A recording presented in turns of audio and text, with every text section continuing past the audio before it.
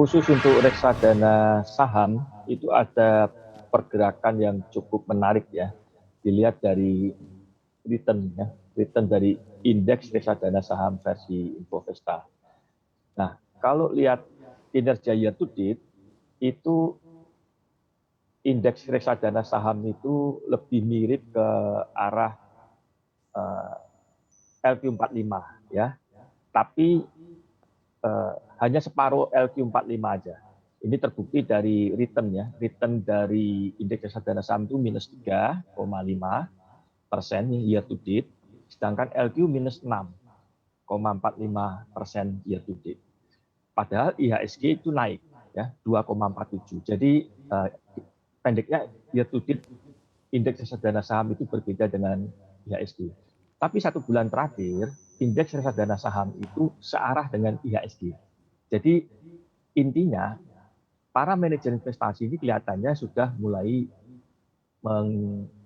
berbeda dari LQ45 dan mulai banyak saham-saham dari si teknologi maupun digital.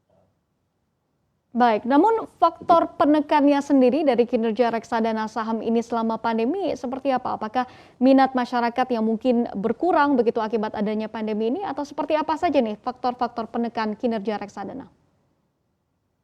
Ya, kalau yang dimaksud dengan kinerja itu adalah AUM atau Asset Under Management, dana kelolaan, ya memang investor itu masih takut untuk masuk ke reksadana saham ya, terutama investor institusi yang kita ketahui sudah beberapa mengalami kerugian atau kena kasus juga, sehingga mereka tidak menambah portofolio di saham. Sedangkan untuk investor retail itu belum cukup banyak karena lebih banyak mereka masuk ke reksadana jenis pasar uang dan pendapatan tetap yang lebih konservatif karena kondisi pandemi seperti ini. Baik, tadi Anda mengatakan ada semacam switching begitu ya dari saham-saham di LQ45 kepada saham-saham lainnya. Nah, seperti apa switching yang terjadi saat ini, Pak Parto? Ya, saya lihat beberapa fund fact sheet dari reksadana saham maupun campuran yang per Juli saja itu sudah banyak saham-saham digital dan bank digital serta saham-saham dengan sektor dengan kapitalisasi menengah ya. Jadi mereka sudah mulai mau nggak mau mengikuti tren dari indeks sektoral yang terutama didorong oleh sektor teknologi.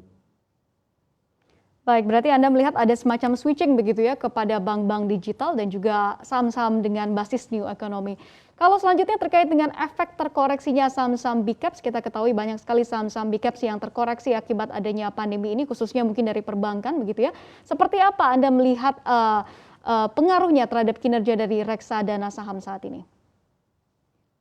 Ya, memang saat ini bukan hanya bank saja yang bank big cap yang terkoreksi, tapi juga dari sektor-sektor yang lainnya dan saham-saham blue chip itu terkoreksi.